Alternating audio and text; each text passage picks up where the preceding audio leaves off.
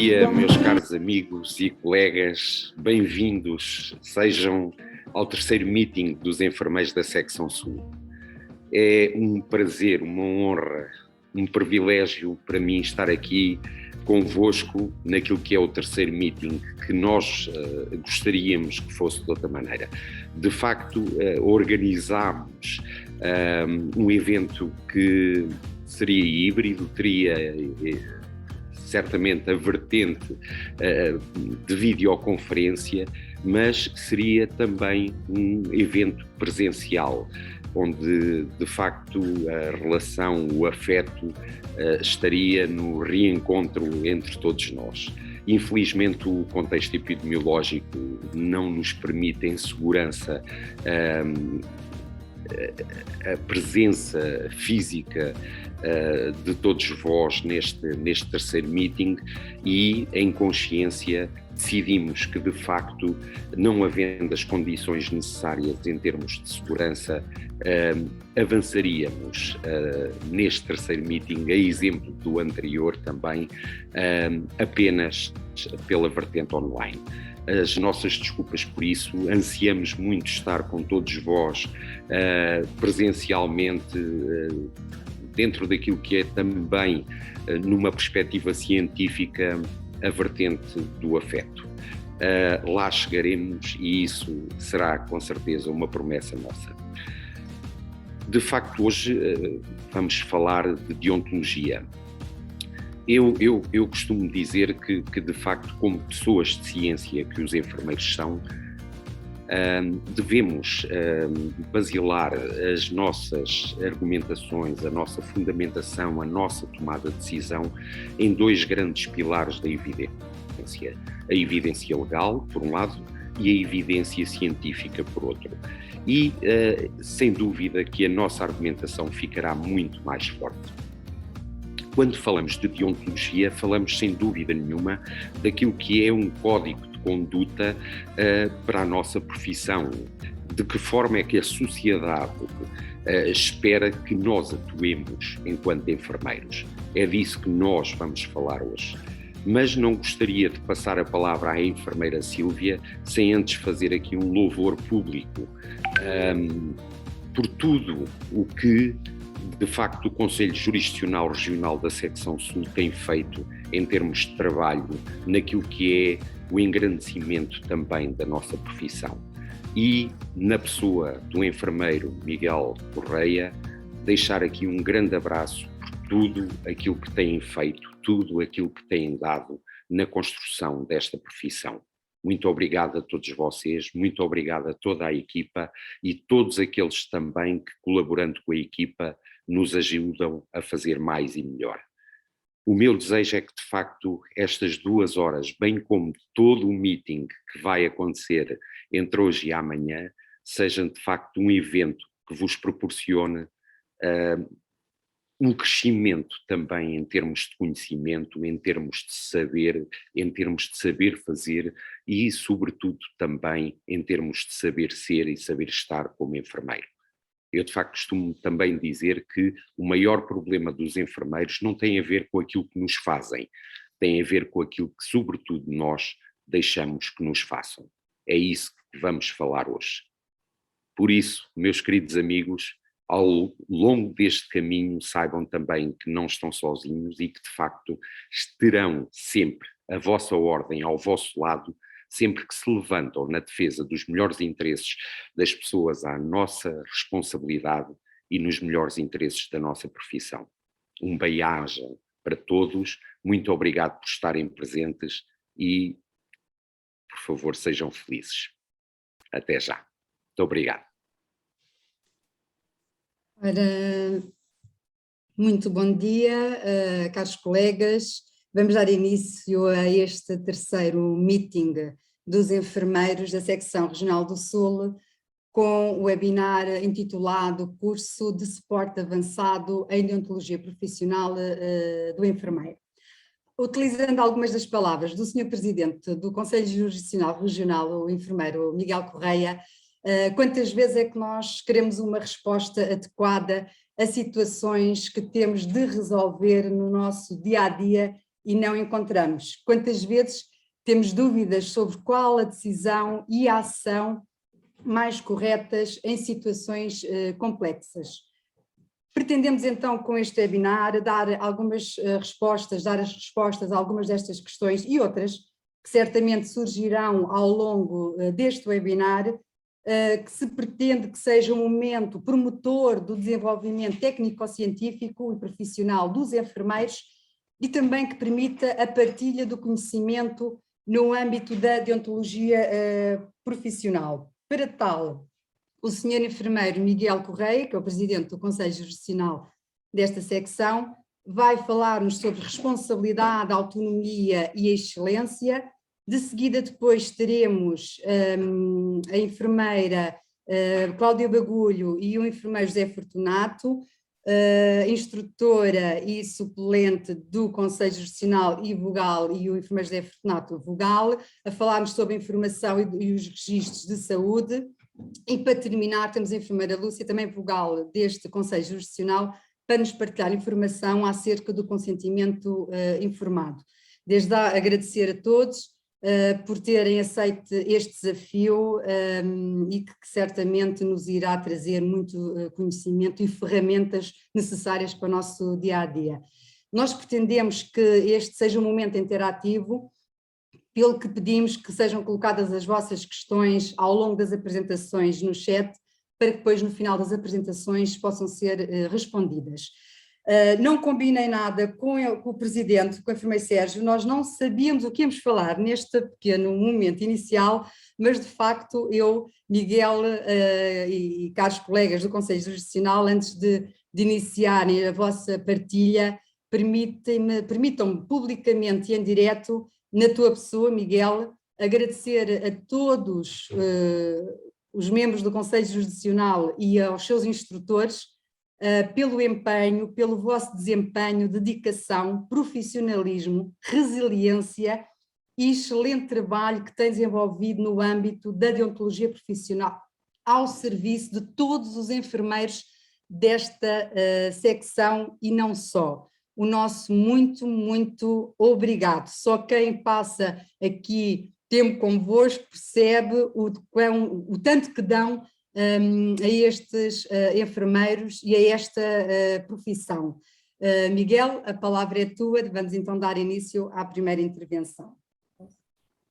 Olá a todos, muito bom dia, obrigado pela vossa presença, Sr. Presidente, Sra. Secretária, obrigado pelas vossas palavras, em nome de todos nós que todos os dias damos o nosso melhor nas funções que os enfermeiros nos confiaram.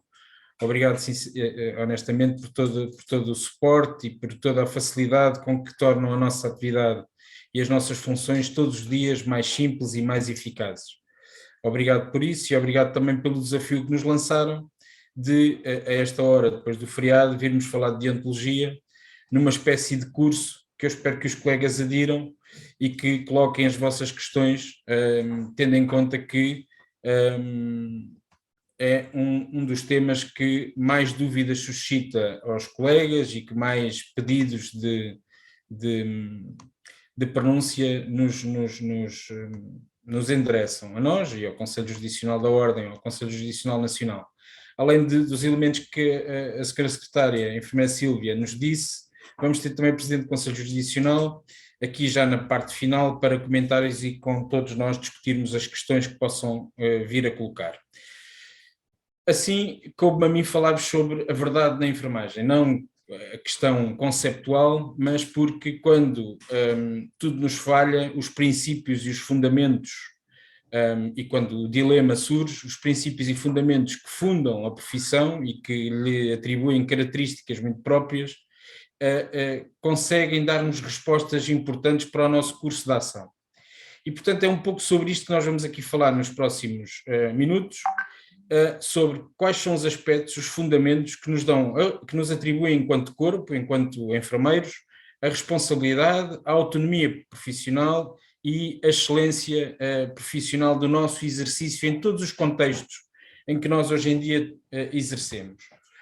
Hoje em dia a enfermagem é uma profissão robusta, é uma disciplina, uma ciência robusta, é regulada desde 1996, é autorregulada desde 1998, tem um conjunto de princípios éticos anteriores, que são antigos, mas que estão bem presentes e atuais no dia de hoje, até porque o mundo tem vindo a mudar, e prova disso é um dos temas de hoje que a enfermeira Cláudia Bagulho nos vai apresentar sobre redes sociais, ou seja, desde Florence Nightingale à Sofia, que é o primeiro humanoide robótico, o percurso foi bastante dramático, no sentido que todos os dias o futuro não nos para de surpreender no cotidiano. A verdade é que essas transformações tecnológicas e sociais que estão a ocorrer, nem todas elas poderão ser boas para o ser humano, para a nossa vida, para o nosso bem-estar, para a nossa qualidade de vida e para os nossos princípios também fundadores, porque somos seres gregários. E daí poderá ocorrer uma erosão de valores. Assim, a enfermagem, como Collier o afirmou, é um ato de vida, de caminhar junto. E o meu título, ali por baixo do terceiro meeting desta apresentação, um pouco de inspiração no Ninguém Está Sozinho e no lema, para quem gosta de futebol, no lema que temos à entrada do estádio de Liverpool, mas também de outras canções, para quem gosta de música, é Ninguém Está Sozinho, ou seja, ninguém caminha sozinho na viagem que é a vida. Todos nós temos um suporte e temos alguém com quem acompanhar, mesmo nas alturas em que estamos mais vulneráveis. E uma dessas profissões que tem vindo a ancorar estes atos de vida é necessariamente a enfermagem. Porquê? Porque tem um compromisso, tem uma declaração pública de compromisso que funda o seu mandato social no compromisso pelo respeito e salvaguarda de princípios fundamentais para todos nós enquanto sociedade, mas também para nós enquanto indivíduos, que é a promoção e proteção da vida e a salvaguarda e respeito pela dignidade e liberdade, quer da pessoa humana, quer do enfermeiro. E, portanto, dizer-vos que a dignidade está intimamente relacionada na concepção do homem não ser um objeto de cuidados, mas ser um objeto dos cuidados, mas ser um objeto de cuidados. Ou seja, não é a pessoa é reconhecida como um fim em si mesmo e não apenas um meio ou um recurso ou um ser que está ali à mercê da nossa vontade. É uma pessoa que tem vontade, tem razão, é um ser pensante e é plena de intencionalidade, e a enfermagem e os enfermeiros, com o seu exercício profissional, tendem a capacitar as pessoas para levar à frente aquilo que entendem ser os seus projetos de vida, com liberdade, com capacidade de decidir sobre as questões que os afetam, claro, que autopercebem que os afetam. Ou seja, nós não somos a profissão da cura da doença, somos a profissão da adaptação, do tratamento, verdade seja dita, mas da adaptação e do compromisso com a pessoa na sua saúde, na melhoria do seu estado de saúde, nas transições que faz. Por isso mesmo temos como pessoa e know-how, que é um know-how muito importante, que é ancorado nas nossas práticas, naquilo que nós fazemos todos os dias, nos nossos serviços, nas atividades que desenvolvemos, encaramos o outro e reconhecemos o outro na sua especificidade, no seu holístico. Não é só aquilo que nós ouvimos às vezes dizer, o doente com a neoplasia da ABCOD. Não, é o senhor X, o senhor Y, casado, com 2 filhos, eventualmente a profissão, comerciante, católico. É a sua dimensão holística que nos interessa. Porquê? Porque procuramos que ele seja independente, apesar de doente, que consiga a sua maior independência na realização das atividades de vida. Contribuindo com isto, ou tentando contribuir com isto, com o nosso know-how, com os nossos saberes, com a nossa capacidade humana, com as nossas capacidades técnico-científicas para a qualidade de vida e para o seu bem-estar. Portanto, a enfermagem centrar-se-á e centra-se hoje numa relação intersubjetiva de cuidado entre 2 pessoas, 2 seres que pensam, que têm valores, que têm desafios também importantes a vencer, mas é nesta relação de compromisso entre ambos e de acordo quase contratual que, no respeito pela sua vontade, pelas capacidades e decisões, valorizamos o papel da pessoa naquilo que é a procura do seu equilíbrio e do bem-estar. Repare-se que a procura do bem-estar dos outros seres humanos é o conceito moral que funda a tal ética mais antiga da profissão e dizer-vos que a deontologia não seria nada sem a capacidade da enfermagem ter pensado, refletido sobre aquilo que é o seu core, aquilo que é o seu núcleo essencial e o seu papel numa sociedade. Assim, o enfermeiro integra a sociedade e não integra como agente passivo, integra de forma ativa e cada vez mais, e nós vamos hoje perceber quais são os limites, quer na questão do segredo profissional, quer no acesso à informação e consentimento, na autodeterminação da própria pessoa que cuidamos, mas integramos como seres ativos, nas suas diferentes dimensões, que não só profissionais, não só no setor da saúde, mas noutros setores e áreas de atuação social. E temos muito, atravessamos toda a sociedade, nos diferentes contextos onde exercemos, quer civis, quer militares. Reparem que somos dos grupos profissionais mais numerosos hoje em dia na sociedade portuguesa. E parece que às vezes não conseguimos, com alguma celeridade de raciocínio, compreender isto. E, portanto, não podemos só integrar de forma passiva, mas temos que ser cidadãos na sociedade onde estamos para melhor valorizar e prestigiar também a profissão e o exercício que desempenhamos. O princípio ético fundamental é o respeito pela vida. Os princípios éticos fundamentais que subjazem e que assentam e que dão, no fundo, terreno fértil para a tomada de decisão e no fundo, orientam a ação, é o respeito pela vida, a dignidade, os direitos e interesses da pessoa que cuidamos. Repare-se que é em todo o ciclo vital, mas até antes do ciclo vital, na procriação medicamente assistida, no planeamento familiar, depois da morte, na adaptação ao luto. Quando a pessoa não consegue decidir, temos sempre que exercer, e é outro dos princípios, com habilitação, mas também com competência, assumindo as decisões que tomamos, as ações que realizamos ou as omissões que não levamos a cabo no curso da ação. Sempre no respeito pelo enquadramento jurídico ou deontológico que informa informa coercivamente a nossa decisão.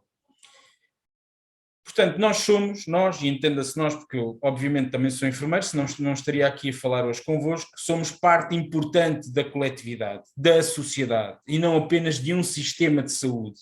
Nós temos que discutir cada vez mais, porque temos muito contributo, temos uma tradição e uma cultura de cuidado, temos que discutir também políticas de saúde e políticas não só da área da saúde. Porquê? Porque o nosso know-how ancora-se naquilo que é a prática diária de prestação de cuidados de enfermagem, mas não só, na docência, na assessoria, na consultoria.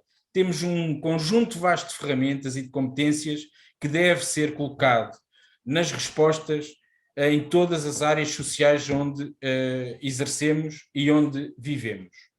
Daí que as redes sociais, com respeito quer pelos consentimentos, quer pelo sigilo profissional, pelo segredo, pela confiança que nos entregam, devem ser um novo meio a explorar, pelos enfermeiros portugueses, claro.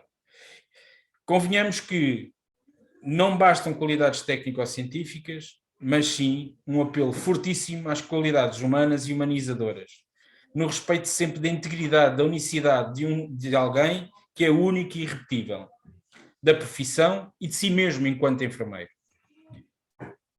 Os cuidados de enfermagem são abstrações, porque na realidade o que colocamos e o que apresentamos às pessoas são intervenções, e todas essas intervenções têm escora. Isto quer dizer o quê? Estão ancoradas num substrato jurídico ou legal que se chama deontologia profissional, que tem por si só também a materialização de um conjunto de princípios éticos, que eu já falei, mas que permitem fundar critérios e orientações claras, coercivas, obrigatórias, imperativas, que permitem não só julgar as ações, mas acima de tudo impulsionar a ação do enfermeiro no dia-a-dia, no cotidiano onde presta cuidados.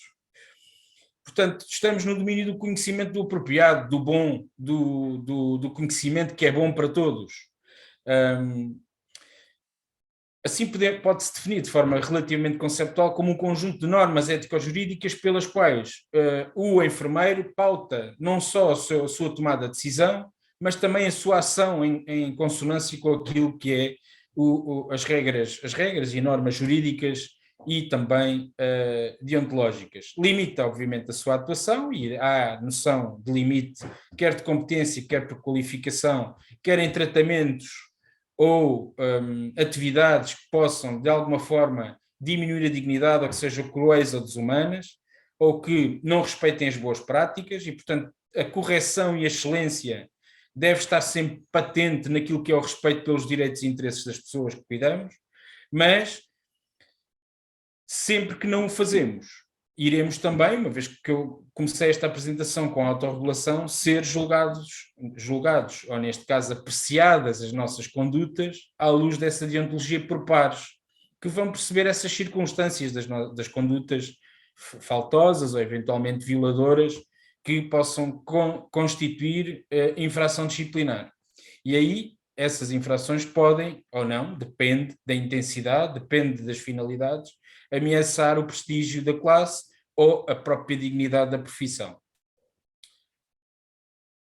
Eu isto já vos fui falando, no fundo a deontologia entende-se como um conjunto de valores também eles éticos, como a liberdade, a responsabilidade, a autonomia, que podem ser constitutivos, ou seja, que foi aquilo que eu vos falei há pouco, antecedem a própria normalização jurídica na letra da lei, ou seja, a construção deontológica foi feita internamente num percurso longo, constante de autoafirmação e partiu do interior da profissão como aquilo que os enfermeiros sempre consideraram bom e justo, quer para a profissão, quer para as pessoas que cuidamos, pessoas, entenda-se, individual, grupos ou comunidades, ou família, como preferirem, mas também comportamentais, porque dizem respeito a ações e a condutas e a comportamento. E as finalidades e os efeitos que colocam na esfera dos outros. Portanto, a reflexão sobre regras coercivas e forma de adesão às mesmas vai sempre estar colocada e muito enfatizada na deontologia profissional, não só dos enfermeiros, mas também dos outros profissionais que têm a sua atividade profissional autorregulada.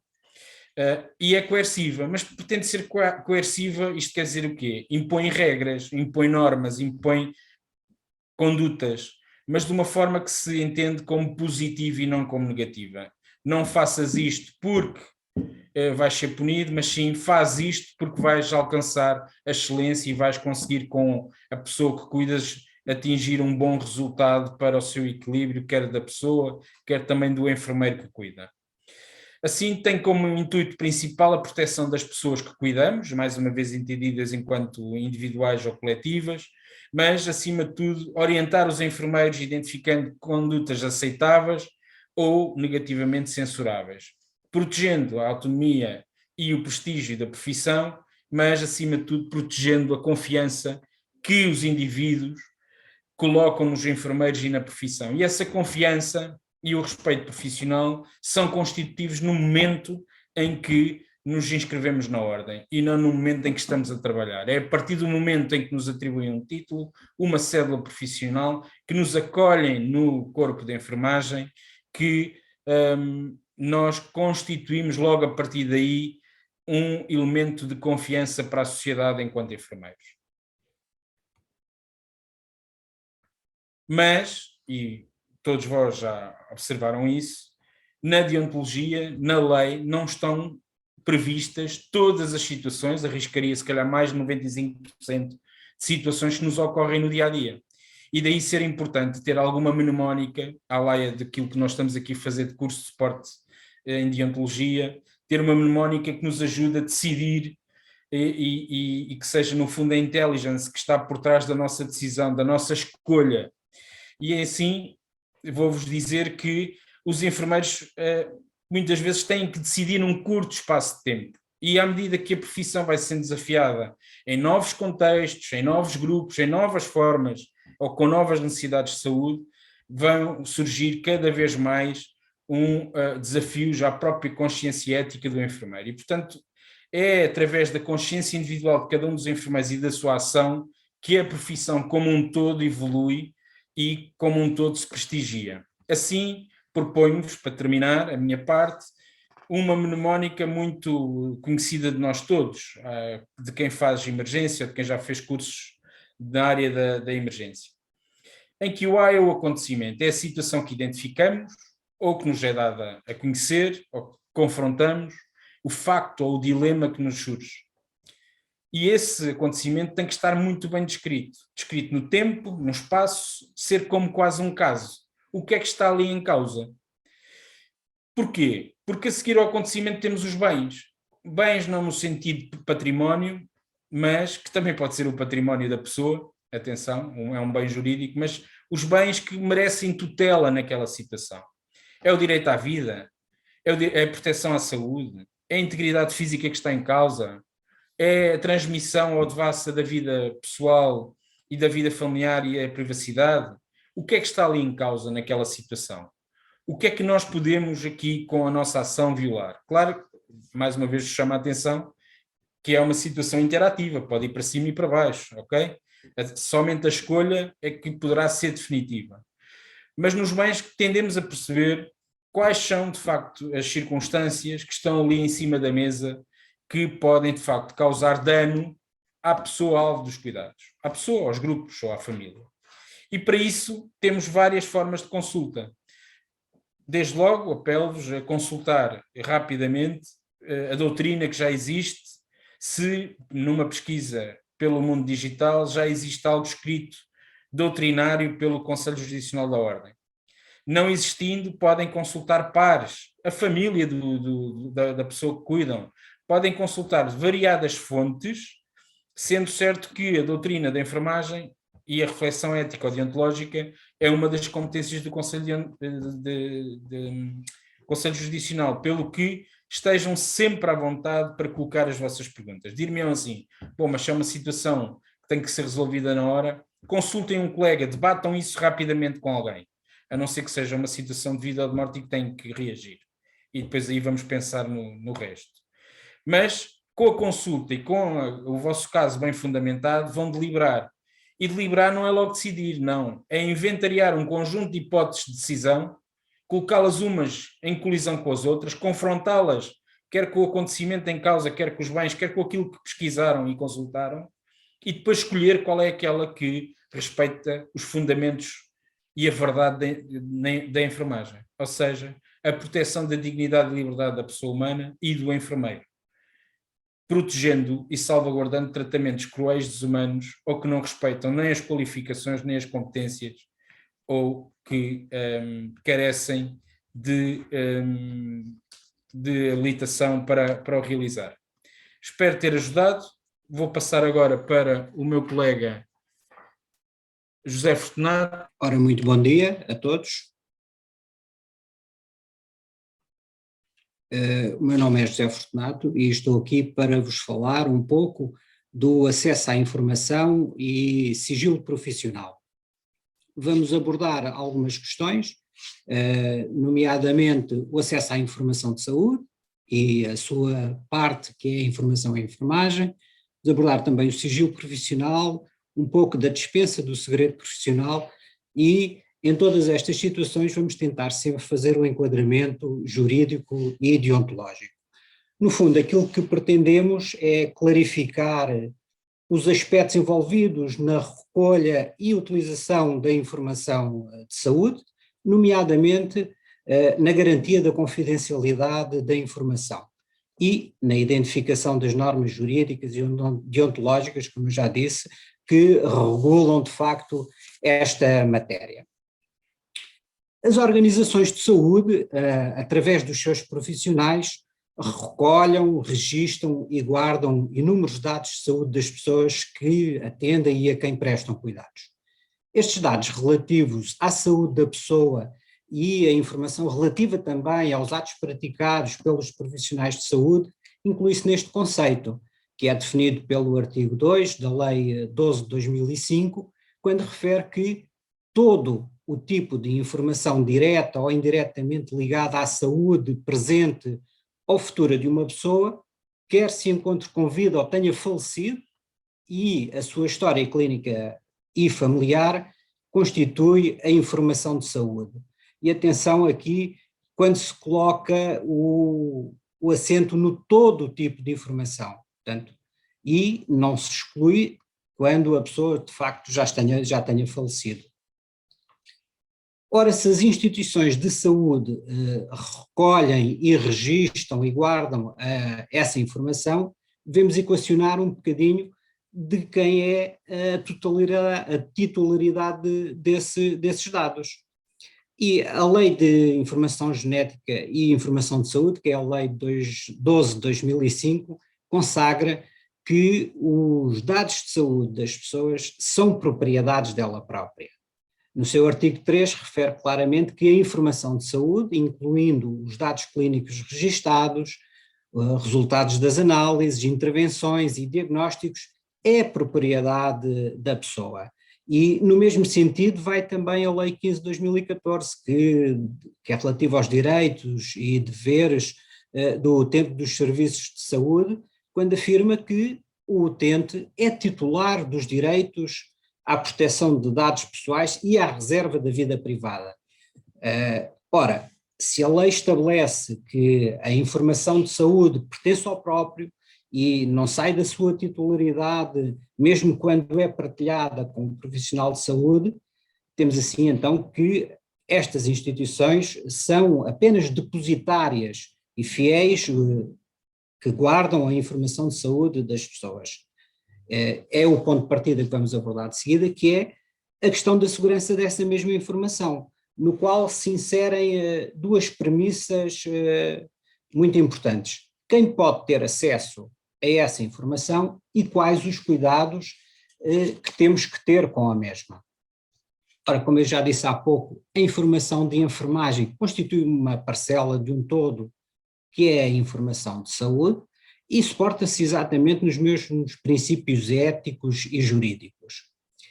Esta informação de enfermagem, que é recolhida pelos profissionais, resulta, senso comum, da necessidade de conhecer determinados aspectos da saúde das pessoas, no sentido de assegurar o melhor planeamento, a qualidade das intervenções em segurança e manter essa continuidade.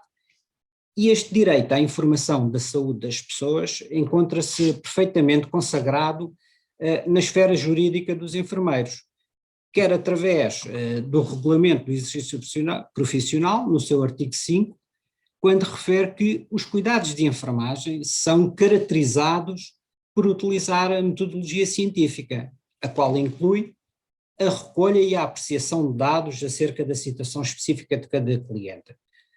Da mesma forma, o acesso do enfermeiro à informação de saúde das pessoas a quem presta cuidados também está estabelecido no capítulo da deontologia profissional, exatamente no artigo 96, quando consagra como direito do enfermeiro a informação sobre os aspectos relacionados com o diagnóstico clínico, tratamento e bem-estar dos indivíduos, famílias e comunidades ao seu cuidado.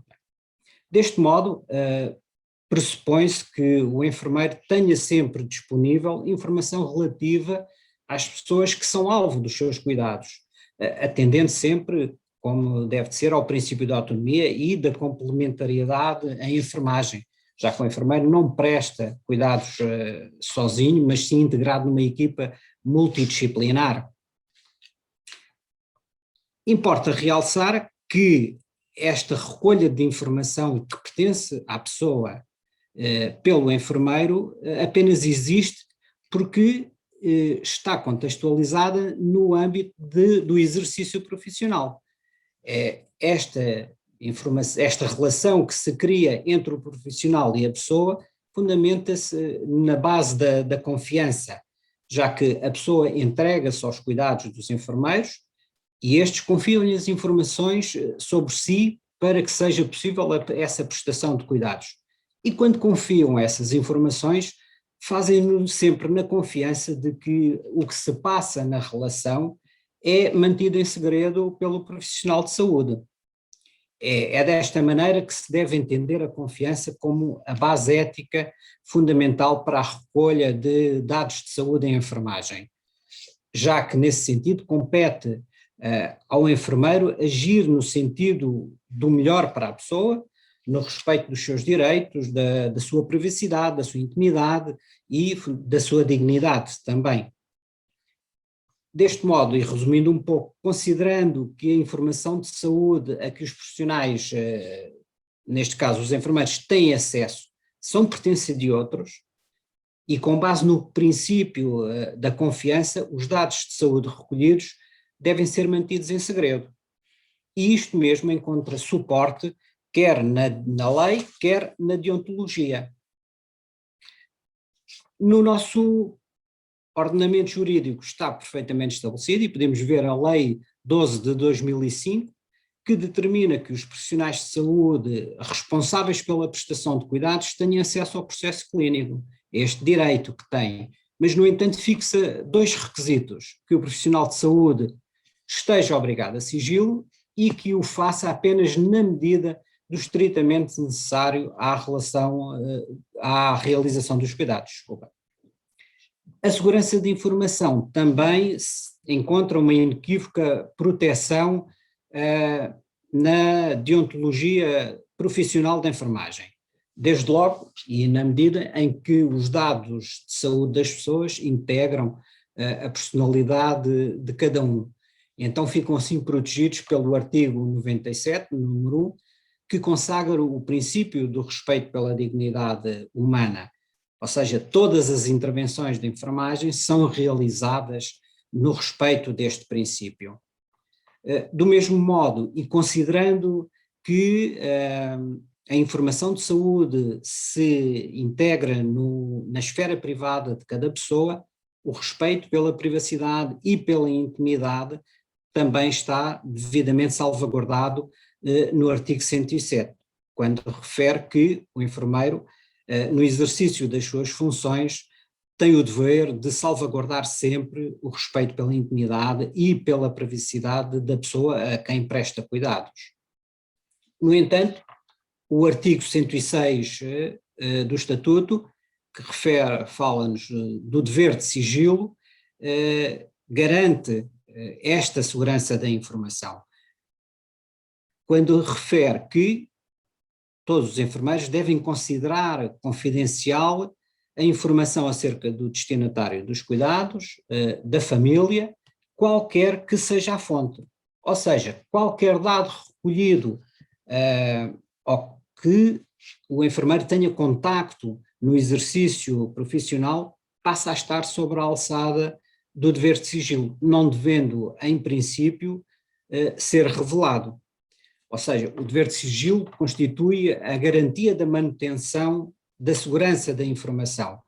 No fundo, é um dever que existe para garantir um direito.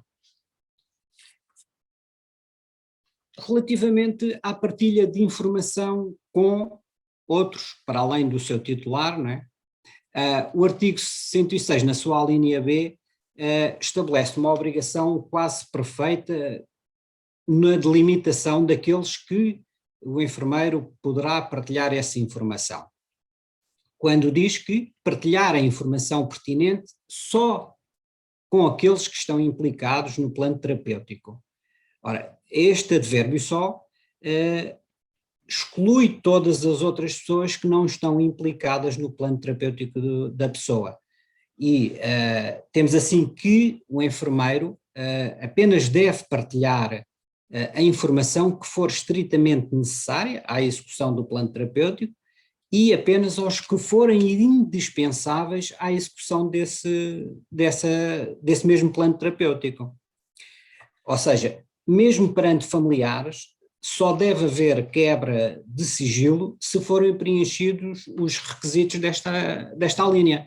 Ou seja, se apenas se mantiverem implicados no plano terapêutico, por exemplo, como cuidadores informais, e sempre tendo em conta proporcionar bem-estar ou proteger os direitos da pessoa ao qual se está a cuidar.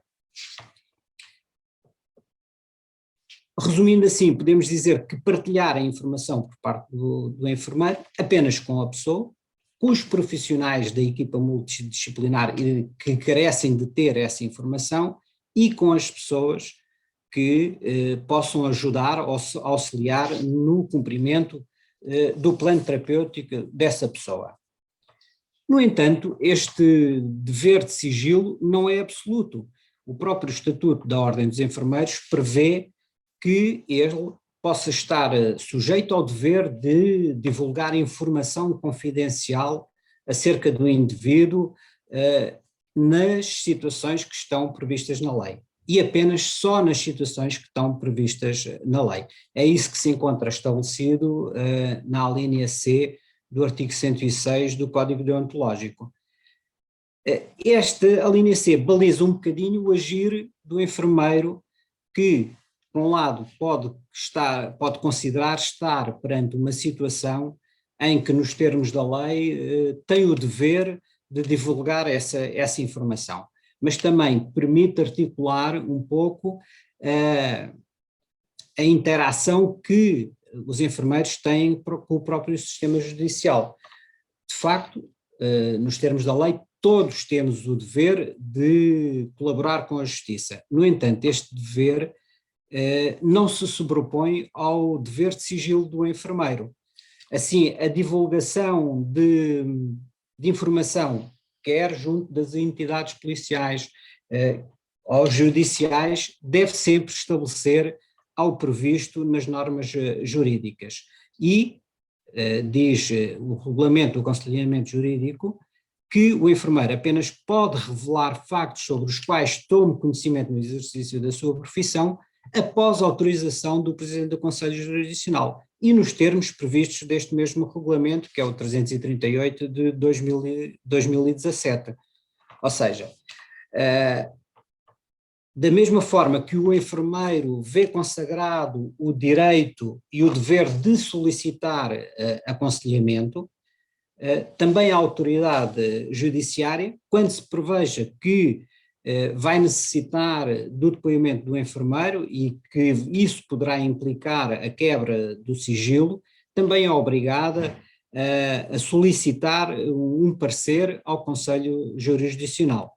Ou seja, para haver uma quebra de sigilo da informação de saúde de uma pessoa perante uma entidade judiciária, o enfermeiro terá sempre que solicitar um aconselhamento jurídico e deontológico nos termos que estão previstos no regulamento de aconselhamento deontológico.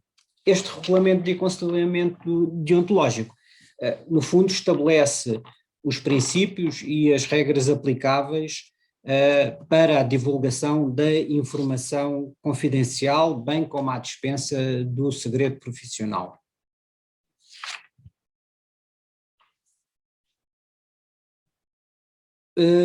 Falando aqui um pouco da dispensa da dispensa do segredo profissional, há algumas regras, como se deve proceder para solicitar essa dispensa. No fundo, pode ser feita e deve ser sempre feita por escrito dirigido ao Presidente do Conselho Jurisdicional, identificar de modo objetivo a razão pela qual se considera que a situação se integra nos casos em que, nos termos da lei, o enfermeiro tem dever de divulgar essa informação, claro, sem a identificação das pessoas e dos lugares, e deve vir sempre acompanhado da informação completa do enfermeiro que requer. Vimos assim que, em matéria de informação de enfermagem, o princípio é o segredo dessa informação, sendo que a partilha com qualquer pessoa ou mesmo com as entidades judiciárias é sempre considerada uma exceção. No entanto, no plano ético não existem sanções previstas se essa segurança da informação for violada, mas no domínio do direito já existem sanções e penas a aplicar. É isso que vamos abordar aqui um bocadinho agora para complementar esta informação, e a primeira questão a abordar vai ser a violação do dever de sigilo, que é um dos mais importantes em qualquer deontologia e que, segundo o regime disciplinar, a violação do dever de sigilo também é enquadrado numa infração disciplinar grave. E aqui esta violação do dever de sigilo, para vocês poderem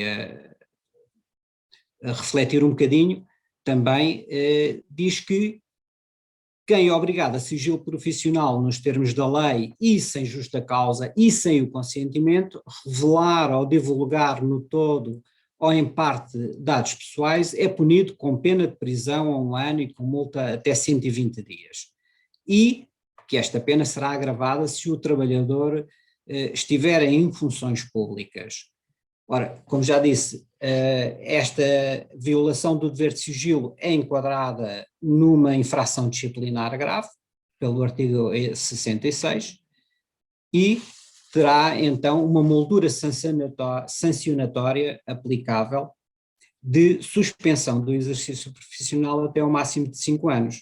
Ora, porquê? Porque há aqui uma violação das obrigações que estão descritas no artigo 97, no 106 do dever de sigilo e no 107 que nos fala do respeito pela privacidade e pela intimidade das pessoas.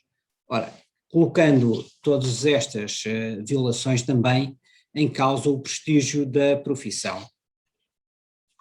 Situação um pouco diferente e que é importante fazermos aqui uma ressalva, diz respeito ao acesso ilegítimo à informação, o qual ocorre quando, apesar da informação não ter sido partilhada por qualquer profissional de saúde, a mesma é cedida indevidamente por enfermeiros que não estão envolvidos no plano terapêutico do doente e, como tal, não deveriam ter conhecimento desse tipo de informação. Poderíamos pensar que, pelo facto de estarmos obrigados ao sigilo profissional, teríamos legítimo acesso a essas informações. Ora, isso não corresponde à verdade. Importa aqui falar também que, sobre a responsabilidade das instituições de saúde nesta matéria do acesso ilegítimo.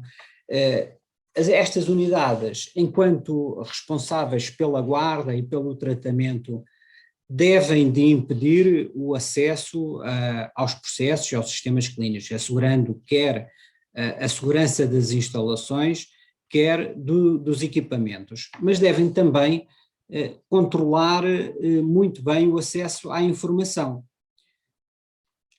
criando mecanismos que permitam, no fundo, a rastreabilidade dos utilizadores. Sempre que houver um acesso ilegítimo, é possível fazer essa rastreabilidade, saber quem acedeu ao sistema e a quem é que acedeu, a que informação acedeu. Partilho convosco aqui um pequeno extrato de um mail que qualquer pessoa pode receber na decorrência de um acesso que foi feito à sua informação de saúde e que é enviado para a pessoa, informando que no dia tal, numa determinada instituição, um enfermeiro que está perfeitamente identificado consultou a informação clínica do utente. Portanto, partindo daqui, e isto é um tema que tem surgido com alguma frequência aqui no Conselho Jurisdicional, que tem a ver, de facto, com processos relacionados com o acesso ilegítimo. Este pode ser definido segundo a Lei 109 de 2009 para, sem permissão legal ou para tanto estar autorizado pelo proprietário ou por outro titular do direito do sistema, a aceder a um sistema informático. Tem uma pena de prisão até 1 ano, com pena de multa também até 120 dias. E aqui importa dizer que esta pena pode ir de 1 até 5 anos, quando, através do acesso, a pessoa, o enfermeiro neste caso, tiver tomado conhecimento de dados confidenciais protegidos por lei, que é o caso das informações de saúde. Ora, este enquadramento, reportando-nos depois ao artigo 66 do Estatuto, configura uma infração disciplinar muito grave, porque, para além de violar os deveres profissionais a que o enfermeiro se encontra adstrito no exercício da profissão, constitui também um crime punível com pena de prisão superior a 3 anos.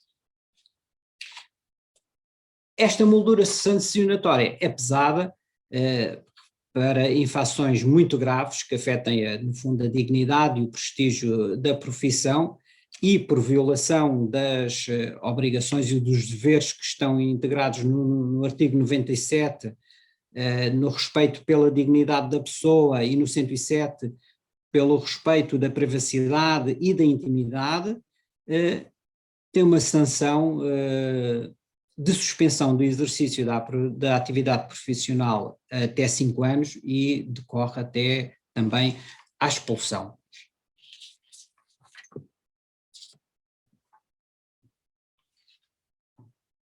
Termino aqui a minha apresentação agora, vou passar então à enfermeira Cláudia Bagulho e desejar a todos um Feliz Natal. Muito obrigado. Ora, bom dia a todos. Cabe-me então dar seguimento àquilo que foi a excelente preleção do Sr. Enfermeiro Fortunato e vou falar então sobre a relação que têm estas questões do acesso à informação e do sigilo profissional com as redes sociais e a enfermagem. Vamos começar aqui por falar um bocadinho relativamente à internet, que veio abrir todo um mundo de possibilidades para a comunidade em geral. Atualmente em Portugal, dados estimam que 84% da população utiliza a internet por um tempo médio diário de 7 horas e 20, sendo que as páginas mais procuradas são o Google, o YouTube, o Facebook, o Sapo, e no que às redes sociais diz respeito, a população portuguesa demonstra uma utilização crescente, à semelhança da tendência, sendo que 76% dos portugueses utilizam redes sociais e cada um terá em média cerca de 8,7 contas, incluindo aqui também as redes sociais profissionais. Cada uma destas pessoas despende em média 2 horas no uso das redes sociais por dia, e nesta questão do recurso à internet e das redes sociais, nós enfermeiros não somos exceção e vemos neste recurso muitas possibilidades, tanto no âmbito da nossa vida pessoal como profissional. Então as redes sociais são exatamente muito procuradas porque podem ser ferramentas interessantes e valiosas quando utilizadas com sabedoria, e trazem-nos algumas particularidades. Desde logo são meios que nos dão a oportunidade de uma publicação imediata de dados de informação, o que acarreta, por outro lado, um aspecto a ter em conta, que é a facilidade de acesso e de publicação, traz consigo também o pouco tempo para pensar e refletir sobre a publicação que se vai fazer, e este é um aspecto que devemos ter em conta, desde logo porque tudo o que é colocado na internet por lá permanece, mesmo que seja apagado, é sempre passível de ser acedido. Por outro lado, a partir do momento em que uma determinada informação passa a estar na rede, ela torna-se universal e acessível a todos, e quando digo todos, falo de utentes, de colegas de trabalho, superiores hierárquicos, outros profissionais, e isto à escala mundial. Estas particularidades da internet e das redes sociais, do mundo digital em geral, podem acarretar e muitas vezes trazem consigo riscos de violações de privacidade e requerem a nossa maior cautela. No que à privacidade diz respeito, as pessoas têm direito a ela, e é um direito que está consagrado desde logo em normas como a Constituição da República, o Código Civil, entre outros, e no âmbito desta privacidade, concretamente na área em que trabalhamos, no setor da saúde, desempenha um papel importante a privacidade no que diz respeito aos dados pessoais, as tais informações de saúde, como o enfermeiro Fortunato também já teve a oportunidade de falar, e a legislação também existe aqui na área da saúde para a proteção das informações de saúde, como também foi dito pelo enfermeiro Fortunato, é diversa. Eu traria agora aqui também este regulamento por ser muito atual e porque está muito presente na vida de todos nós, não só na vida profissional, neste contexto da proteção de dados dos nossos utentes na saúde, mas também na nossa vida pessoal e do dia a dia. Estamos cada vez mais em contacto com este Regulamento Geral para a Proteção de Dados. E o Regulamento Geral para a Proteção de Dados fala também, à semelhança da informação que o enfermeiro Fortunato deu sobre os dados de saúde, fala nos dados pessoais e define-os como sendo informações relativas a uma pessoa particular que possa ser identificada ou identificável. E aqui considera que identificável possa ser qualquer pessoa individual que possa ser identificada direta ou indiretamente por referência a um identificador, que pode ser um nome, um número de identificação, uma localização, ou então também elementos específicos da identidade dessa pessoa ao nível físico, mental, económico e sociocultural. Dentro dos dados pessoais, o RGPD fala e discrimina os dados relativos à saúde, são aqueles com que nós também trabalhamos, e que são dados, como o próprio nome indica, que têm a ver com a saúde física e mental da pessoa, o seu estado de saúde, tanto no passado como no presente, como nas perspectivas do futuro. São também considerados, à luz do RGPD, dados relativos à saúde, qualquer número, o número de processo, por exemplo, o número da cama, qualquer símbolo ou sinal particular que seja atribuído a uma pessoa individual e que a identifique de forma inequívoca para fins de cuidados de saúde. E também todas as informações que são obtidas durante a inscrição numa determinada instituição de saúde para a prestação de cuidados, durante o ato efetivo dessa prestação de cuidados e ainda nem análise ou exames de uma parte do corpo da pessoa a que diz respeito. Por aqui vemos que então os dados de saúde e a consideração de identificação da pessoa são muito específicos e são muito claros, são também muito abrangentes.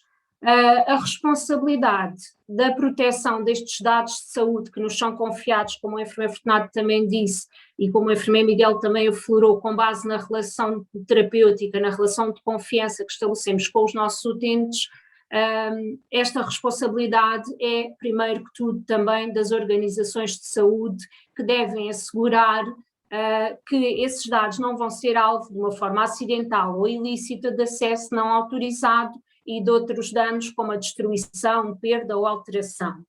Ora, daqui resulta claro que o uso de redes sociais para a partilha de informação de saúde dos nossos utentes não garante, não assegura que estes dados não serão alvo de forma acidental ou ilícita de acesso não autorizado ou de qualquer tipo de destruição ou de adulteração. E desde aí logo se percebe que o recurso às redes sociais, no que à proteção de dados dos utentes diz respeito, levanta muitas questões. O enfermeiro Fortunato também falou destes aspectos do Estatuto da Ordem dos Enfermeiros, nomeadamente do dever dos enfermeiros à guarda do sigilo profissional e aflorou e teve a oportunidade também de explorar este aspecto da partilha da informação pertinente só e apenas com quem esteja implicado no plano terapêutico, com as devidas salvaguardas que a lei prevê na quebra do sigilo, e também o dever do respeito à intimidade da pessoa e o dever do enfermeiro de proteção dos seus utentes de ingerências na sua privacidade. Mais uma vez, se cruzarmos estas premissas com o uso das redes sociais, verificamos que os dados que sejam colocados, qualquer dado ou qualquer publicação que seja feita, como também já vos disse, numa rede social, na internet, estão acessíveis de uma forma não restrita e não controlada a um número ilimitado de pessoas que claramente poderá ou não estar implicada no plano terapêutico. Relativamente ao consentimento para o uso dos dados de saúde, o enfermeiro Fortunato também teve a oportunidade de falar um bocadinho e este consentimento, que é um consentimento que se quer informado, vai também ser o tema da próxima apresentação, como também sabem, pela enfermeira Lúcia Amorim, que terá a oportunidade também de aprofundar esta questão. Aqui queria só trazer-vos o conceito do consentimento na perspectiva, mais uma vez, do RGPD, e aquilo que diz de uma forma sumária é que o consentimento para o armazenamento e para a utilização dos dados de saúde de uma pessoa por um profissional de saúde numa determinada instituição requer um ato positivo, claro, que indica uma manifestação de vontade livre, específica, informada e inequívoca, ou seja, explicar exatamente o fim a que se destina aquele armazenamento e a obtenção daqueles dados, e que resulte essa explicação de uma forma inequívoca, que o utente entenda o fim a que se destinam e que seja de sua livre vontade que autorize ou consente a utilização desses dados. A declaração da autorização poderá ser escrita, inclusivamente e exatamente no contexto do mundo digital, o RGPD contempla que essa autorização seja em formato eletrónico, ou em declaração oral, contanto que seja de vontade livre, informada e inequívoca. O que o RGPD diz claramente que não consiste num consentimento informado são os silêncios, as opções pré-validadas ou a omissão não são válidos, portanto, como atos de consentimento do uso dos dados de saúde. O consentimento, neste aspecto, nós enfermeiros temos o dever de defender a liberdade e a dignidade da pessoa e desde logo dentro dessa liberdade, a proteção da liberdade, da expressão da sua vontade e da capacidade de consentir ou não o uso desses dados.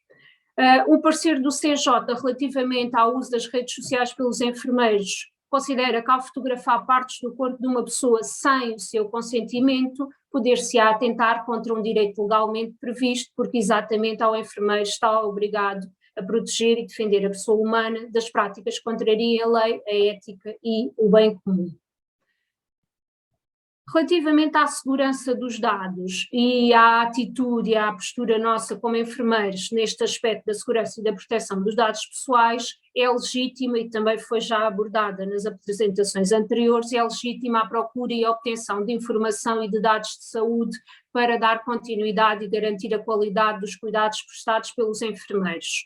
Contudo, na procura dessa informação, se verificar que a forma como esses dados foram obtidos, a forma como esses dados são armazenados ou as questões relativas ao consentimento informado não estão conforme a lei, deve o enfermeiro ter em conta e se essa validade e confiabilidade não for atestada, deve considerar que essa informação não é, portanto, válida nem deverá ser por si utilizada. Agora, relativamente às boas práticas no uso das redes sociais, alguns apontamentos no seguimento disto que também vos disse, que do ponto de vista da conduta ética, ela deve ser para os enfermeiros a mesma que temos para com os nossos utentes, colegas e profissionais na interação presencial, portanto o facto de eu estar online numa rede social mais ou menos anónimo não me isenta do quadro de conduta ética e moral que é expectável enquanto enfermeiro. E estamos, por isso, também nas redes sociais igualmente obrigados aos deveres de confidencialidade, respeito pela privacidade e intimidade da pessoa humana. Ter em conta, então, que na internet tudo o que é colocado permanece lá indefinidamente, mesmo, como já disse anteriormente, que seja apagado. Isto importa, então, para refletirmos muito bem antes de publicações que possamos fazer e que possam eventualmente causar danos a utentes, às próprias instituições de saúde ou lesar a boa imagem da nossa profissão. Perante práticas que possam colocar em risco a segurança dos dados dos utentes, como também já falámos, ou que possam eventualmente causar-lhe danos, devemos então, como enfermeiros, abster-nos de colaborar e registar o facto e comunicar pelas vias hierárquicas o sucedido a quem de direito.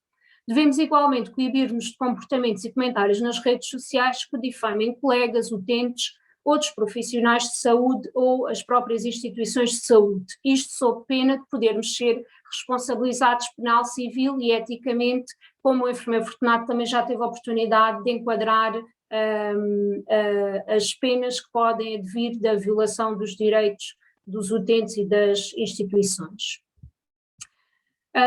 Ter também em conta um aspecto importante nas redes sociais, porque no que aos acessos de quem vê as nossas redes sociais, atender que ao permitir o acesso dos utentes, dos nossos cuidados ao nosso perfil pessoal, uma página de uma rede social que é a nossa pessoal, estamos inevitavelmente também a permitir o acesso desses utentes a detalhes da nossa vida pessoal que num contexto de uma relação presencial utente-enfermeiro não aconteceriam e que podem, inclusivamente, ultrapassar os limites profissionais e constituir uma violação e pode resultar, inclusive, numa ação disciplinar contra o profissional, neste caso contra o enfermeiro. No caso dos enfermeiros que desempenham a sua atividade de uma forma independente, que têm projetos muito interessantes e muito úteis para os utentes e para a comunidade em geral, isto é ultrapassado com a criação de um perfil online que seja mantido estritamente como profissional e que então os utentes e clientes desses cuidados podem aceder e essa página fornecerá então as informações que são relevantes para a prática daquele enfermeiro enquanto profissional e não com informações pessoais. Então, a título de conclusão, trago-vos aqui também mais um excerto deste parecer importante sobre a utilização das redes sociais por enfermeiros, que foi emitido pelo CJ em 2020 e que diz que não existem garantias de confidencialidade e a reserva da privacidade dos utentes no que à utilização das redes sociais pelos enfermeiros diz respeito para partilha de registros fotográficos de casos clínicos. Isto também no seguimento do que atrás já vos falei. Então, os enfermeiros beneficiam sim do recurso às redes sociais, do recurso à internet, com que objetivos? Com objetivos de partilha de recursos e de informação de saúde e bem-estar, com objetivos de promoção da sua carreira e de desenvolvimento da sua carreira profissional e para eventos científicos. Portanto, as redes sociais profissionais facilitam a partilha e a análise e reflexão em equipa com os pares e com experts no mundo inteiro, mas temos de ter sempre presente que elas também representam um perigo e levantam questões éticas sobre o tipo e a quantidade de informação e, nomeadamente, os aspectos da privacidade e da proteção dos utentes dos nossos cuidados. Portanto, quando os enfermeiros utilizam as redes sociais de uma forma menos acautelada, podem incorrer na violação, ainda que involuntariamente, de leis que regulamentam a confidencialidade e a privacidade desses utentes e daí podem decorrer consequências e uma ação contra o profissional. E pronto, de uma forma geral era isto que tinha para vos falar. Espero que tenham muitas questões também para colocar e para podermos a seguir debater. Para já vou passar a palavra à enfermeira Lúcia Amorim, que vos vai falar então do sigilo profissional. Vou-vos falar de consentimento informado e quando falamos de consentimento informado, a primeira palavra que me vem à cabeça é a pessoa. E a pessoa nunca como um meio, mas sempre como um fim. Isto porque, se nós não reconhecermos à pessoa a sua autonomia e a sua capacidade de decidir, nós não vamos ser capazes que ela esteja implicada nos nossos cuidados. O respeito pela dignidade da pessoa humana significa, então, não é nada mais, nada menos do que dar-lhe a capacidade para pensar, decidir e agir.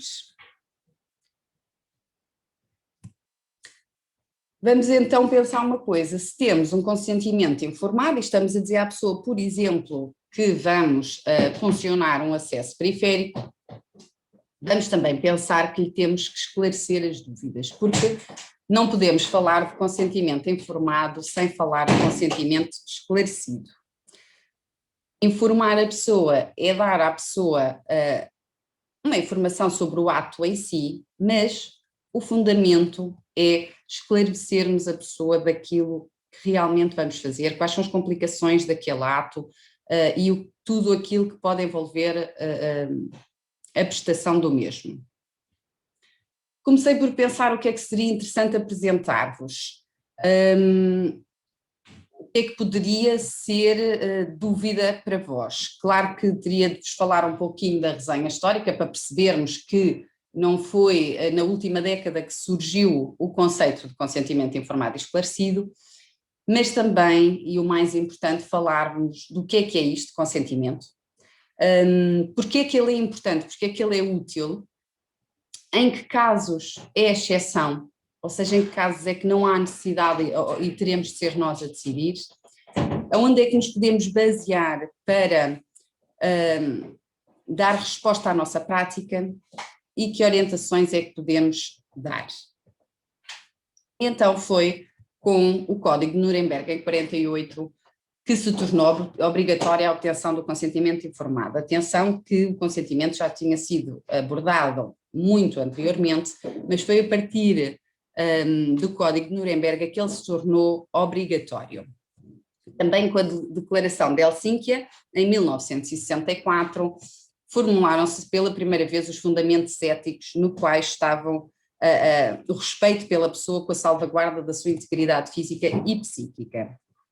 Em 78, com o relatório de Belmonte, surgiram os 3 principais fundamentos éticos, que já foram abordados nas outras apresentações, que basicamente falavam na beneficência, e antigamente o médico decidia pela pessoa por aquilo que o médico achava melhor e, portanto, não lhe dava a autonomia de ser informada e de poder escolher por si só. Também outro princípio ético foi o respeito pela dignidade humana e o conceito de justiça.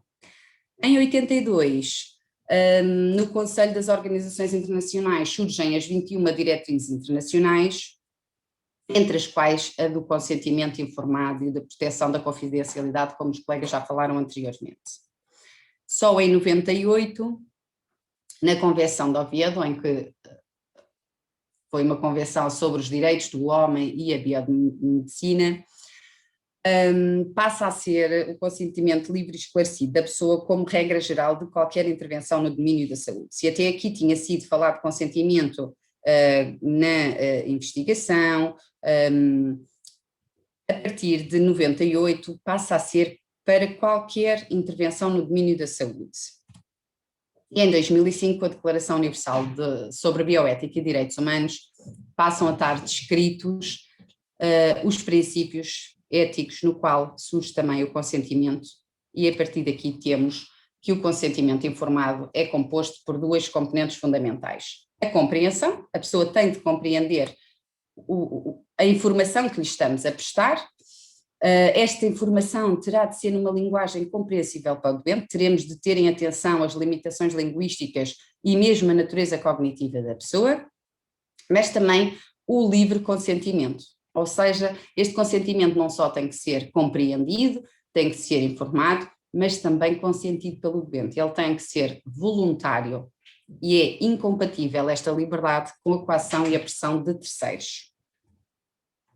Assim, e resumindo, podemos dizer que a obtenção do consentimento informado tem que envolver 5 aspectos: a informação adequada, a capacidade do doente decidir, a compreensão desta informação que lhe estamos a dar, o ser voluntário, como falámos, e termos o consentimento explícito do doente. Só na presença destes requisitos ele poderá decidir em liberdade. Ora, porquê é que ele é útil? Porquê é que para nós se tornou útil e para o doente cada vez mais ter informação e ser necessário um consentimento esclarecido? Porque este vai servir como benefício para o doente, um benefício e mesmo para o seu bem-estar. Nós vamos, como se tivéssemos um contrato com o doente, vamos fazer com que ele perceba toda a informação que lhe estamos a dar, vamos dar-lhe um espaço para ele manifestar as suas dúvidas e depois, esclarecido, ele vai também tomar a responsabilidade na decisão. Portanto, vai ser um contrato entre o prestador de cuidados, neste caso os enfermeiros, e o doente, sendo a decisão dele. A participação ativa nesta decisão tem uma vantagem adicional, que é tornar o doente consciente das implicações das suas opções, porque todos nós já presenciamos provavelmente no nosso local de trabalho, quando fazemos um ensino, quando prestamos um cuidado, o doente responder: a senhora enfermeira é que sabe, faça o que for melhor, ou faça tudo o que quiser porque eu estou aqui para vocês cuidarem de mim. E, portanto, nós temos cada vez mais explicar ao doente que ele tem o poder da decisão. Em 2013 é lançada uma norma sobre o consentimento informado da DGS, em que fica, em que é apresentado em que situações é que são obrigatórios os consentimentos informados por escrito. Porque, como a Cláudia já falou anteriormente, podemos ter um consentimento oral e um consentimento escrito, mas existem situações que estão previstas em lei e que requerem um esclarecimento, um consentimento escrito. Ao abordá-las, provavelmente vocês vão se identificar com algumas e perceber que até aqui o fizeram sem este consentimento. Eu coloquei aqui algumas a negrito exatamente para falarmos, porque provavelmente os colegas de saúde materna e obstétrica, os colegas dos cuidados de saúde primários já administraram certamente uma gama-globulina anti-D às mães com RH negativo e certamente não fizeram um consentimento escrito. Neste contexto de Covid, por exemplo, várias instituições optaram pela videovigilância de doentes e também não pediram consentimento ao doente. Quantos de nós, e a Cláudia falou nisto na apresentação anterior, fazemos gravação de pessoas em fotografia ou suporte audiovisual, partilhamos mesmo que em grupo de trabalho e não temos o consentimento da pessoa, bem como uma coisa fácil e comum em todos os serviços, as colheitas de sangue e em específico de tecido do cordão umbilical e placenta, que é feito sem sequer pedirmos o consentimento escrito ao doente, mas estes estão previstos que têm de ser escritos, e há outros que poderemos dizer o doente deu o consentimento oral, nestes casos não o poderemos fazer e terá de ser um consentimento escrito. Ora, como é que isto se procede? O processo de informação e este consentimento tem que ficar sempre registado e fundamentado no processo clínico, através de uma digitalização, através de escrita em processo. Podem cada instituição criar um formulário, criar um consentimento para aquela intervenção em que é explicado ao doente e depois de explicado e de retiradas as dúvidas, então o doente assina aquele documento que é digitalizado e introduzido no processo do doente, mas esta informação tem que ficar registada e fundamentada no processo. Claro que existem algumas exceções para as quais nós não vamos obter o consentimento informado. Um consentimento presumido, que temos numa situação de um doente inconsciente, um doente que nos entra na urgência, que precisamos tomar uma decisão e que não vamos aguardar que ele fique consciente. Portanto, é um consentimento presumido. Pensamos que o doente iria optar por aquilo se de caso estivesse acordado. A recusa, qualquer pessoa tem o direito de recusar aquele ato ou aquela intervenção que lhe está a ser proposta. E, portanto, o que nós devemos fazer é um esforço suplementar a esclarecer e a dar mais informações para que consigamos que a pessoa reflita sobre aquele ato e que decida de livre e esclarecidamente. Os menores, quando falamos dos menores, obviamente precisamos de uma autorização prévia do representante, mas imaginem também numa situação de urgência ou numa situação em que existe perigo para a vida daquela criança, teríamos de proceder junto ao Ministério Público para limitar aquela responsabilidade parental e para que esta seja transmitida a outra pessoa, a um profissional de saúde. Também existe a exceção do privilégio terapêutico. A título excepcional, quando o conhecimento que vamos dar àquela pessoa coloca em perigo a vida da pessoa, ou seja, poderá causar-lhe algum dano, nós podemos não obter o consentimento. E por fim, o direito a não saber. A pessoa que está à nossa frente e nós dizemos, olha, vamos administrar-lhe uma unidade de sangue, pode não querer ser informada e pode manifestar-nos isso. A renúncia a esta informação deve ficar documentada no processo clínico. Portanto, deve ficar documentado que foi fornecida a informação, mas que o doente manifestou desinteresse na mesma. Este direito pode sofrer restrições, tanto no interesse da própria pessoa como para a proteção de terceiros, o que assume especial relevância no caso das doenças contagiosas. Temos de ter aqui sempre o bem comum. Onde é que nós vamos buscar justificação para aquilo que é a nossa prática, o nosso exercício profissional? Na nossa realidade, o direito à proteção da saúde já está consagrado na Constituição da República Portuguesa e assenta num conjunto de valores que já falámos aqui durante todas estas apresentações. Em termos legislativos da saúde, também estão estabelecidos direitos específicos, nomeadamente na Lei de Bases da Saúde e no Estatuto Hospitalar, e de igual modo a Carta dos Direitos e Deveres dos Doentes, que refere que o doente tem direito a ser informado sobre a sua situação de saúde. Diz ainda que esta informação, como já vos disse, deve ser prestada de forma clara ter sempre em conta a personalidade, o grau de instrução e as condições clínicas e psíquicas do doente. Se eu tenho à minha frente um doente com uma baixa literacia, eu ter-lhe de lhe explicar de forma mais básica aquela informação. Ela deve conter elementos relativos ao diagnóstico, ao prognóstico, aos tratamentos que vamos efetuar, quais são os riscos e eventuais tratamentos alternativos, porque a pessoa pode decidir que não quer aquele tratamento, mas sim outro que nós lhe estamos a apresentar e que serve para a mesma conclusão.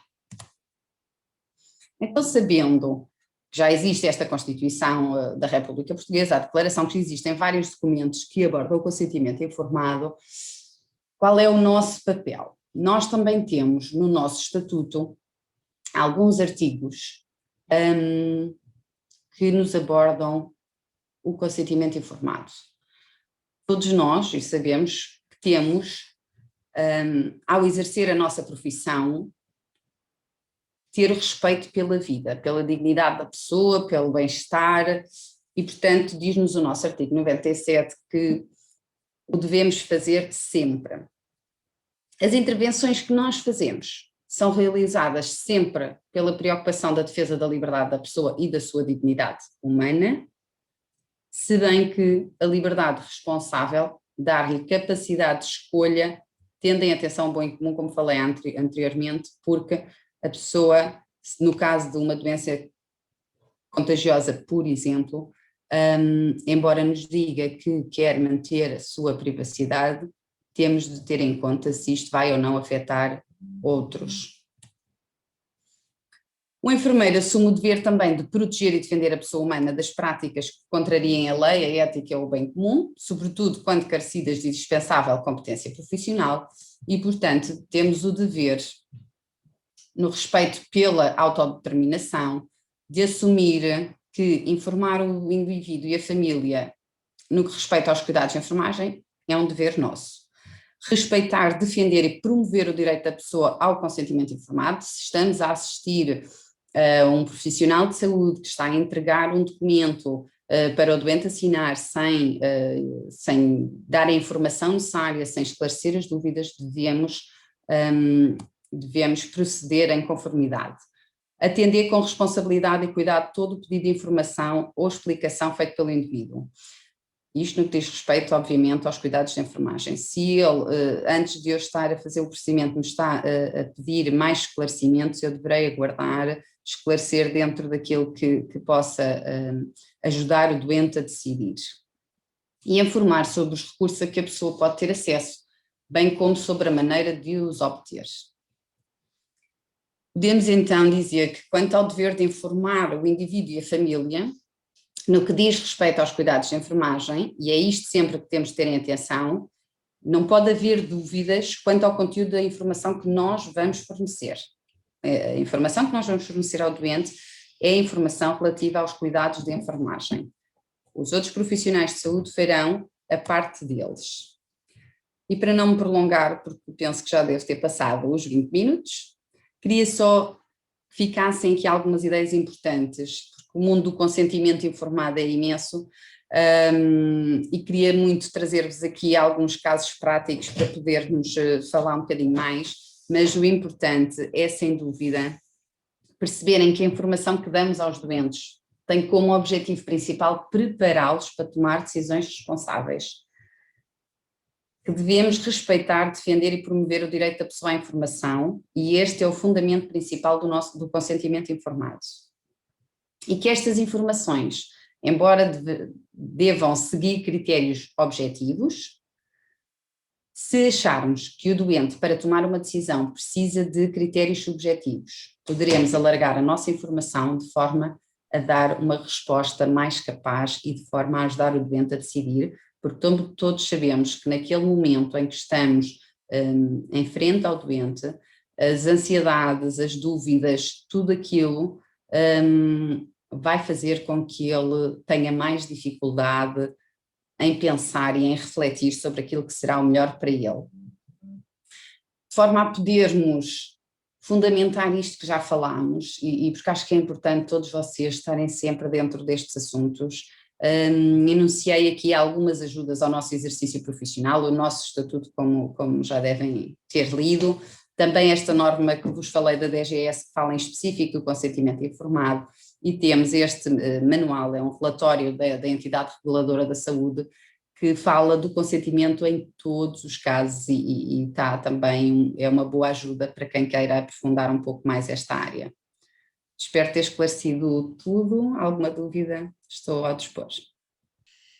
Eu passava agora a palavra ao Sr. Enfermeiro Serafim, que é o Presidente do Conselho Jurisdicional da Ordem dos Enfermeiros, que nos presenteou aqui com a sua presença e pedia para que fizesse um breve comentário face aqui às intervenções destes colegas, ou também falarmos um pouco de outras temáticas que considere pertinentes. Enfermeiro Serafim, dou-lhe a palavra. Muito bom dia a todos, não sei se me estão a ouvir. Sim, Muito sim. bem. Ok. Bem, que é que eu posso dizer? Ao fim de ouvir estas intervenções, eu acho que as fizeram de um modo muito assertivo e pertinente, e a escolha da mesma refletem aquilo que são as nossas preocupações e aquilo que nós vivenciamos no dia a dia, no exercício dos nossos membros. O que é que eu posso dizer? Em primeiro lugar, não posso deixar de parabenizar a Secção Regional do Sul pela organização deste terceiro meeting e, por isso, na pessoa do seu Presidente do Conselho Diretivo, o Sr. Enfermeiro Sérgio Branco, o meu muito obrigado por esta realização, que eu acho por este tema que é pertinente e que vai de encontro àquilo e às dificuldades que os nossos colegas no dia-a-dia, no seu exercício, encontram. Também não posso deixar de felicitar o CJR Sul, como não poderia deixar de ser, na pessoa do seu presidente, o Miguel Correia, que é sempre um elemento com um certo feeling e uma predisposição e também é um indivíduo que reflete muito sobre estes temas que nos trouxeram aqui. Eu, em relação aos temas que foram abordados, eu não me resta acrescentar mais. Acho que foram pertinentes e que foram bem abordados. Penso que iremos ter ainda algum período de discussão ou aberta a perguntas, não sei se o tempo nos irá permitir. E eu depois, nessa altura, se houvesse algo ou algum em que achasse que poderia intervir, dando mais algum contributo, porque por aquilo que me apercebi, os intervenientes neste curso avançado em deontologia, acho que foram bastante esclarecedores. E pelo menos espero que tenham, para os nossos membros, lhes tenham provocado alguma irritação para poderem fazer uma reflexão, às vezes, de atitudes menos pensadas que temos e que depois, não só, nos criam alguns problemas. O Fortunato apresentou aí alguns, não é? Quer a nível judicial, quer depois mesmo criando-nos problemas a nós, porque para nós é sempre um problema. Nós, os conselhos jurisdicionais, quer o nacional, quer os provinciais regionais, sabemos que temos o poder disciplinar, mas quero transmitir a todos os 300 e tal membros que nos estão a ouvir, não é esse o nosso desejo. O nosso desejo era que nós tivéssemos um mandato e que não tivéssemos que abrir por qualquer procedimento disciplinar a qualquer colega. Infelizmente, não é isso que nos separa. Também chegamos à conclusão que muitos deles ocorrem nesse procedimento, muitos deles, às vezes até por desconhecimento, e daí a importância de nós falarmos sobre estes temas, mas a realidade, quando nos caem cá, nós temos que atuar, que é essa a nossa função, apesar de não ser com gosto, mas não nos podemos esquecer que nós, a Ordem, existimos para protegermos os nossos concidadãos e para que os nossos membros lhe prestem os cuidados nas melhores condições e com o máximo de respeito. Aliás, os nossos estatutos são muito virados também para isso e para a responsabilidade nossa dos membros. Foram evocados aí alguns artigos do próprio estatuto em que nos remetem, e nós, quando chega a altura, teremos que os aplicar.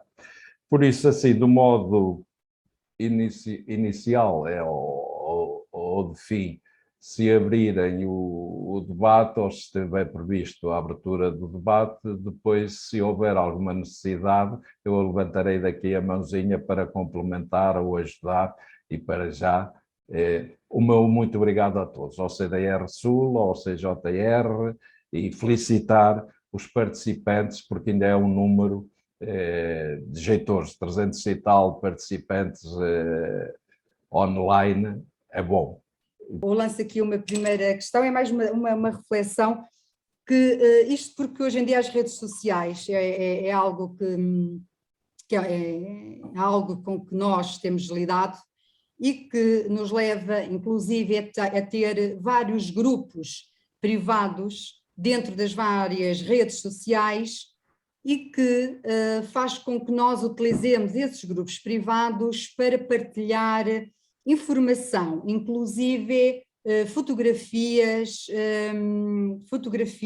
de casos de utentes, de fotografias de feridas, de situações que ocorrem no nosso dia-a-dia, e que nós penso que nem refletimos que isso poderá ou não, e lanço aqui a questão, eu como enfermeira pertencente a um grupo privado, há uma partilha de informação que faço relativamente a um doente internado no meu hospital, que consequências eu posso vir a ter alguma consequência relativamente a esta situação, alguém me pode denunciar, se puder, quais são as consequências que aí podem advir, porque para mim é uma partilha de informação, estão vários colegas enfermeiros, até inclusive aqueles grupos que existem dentro dos serviços.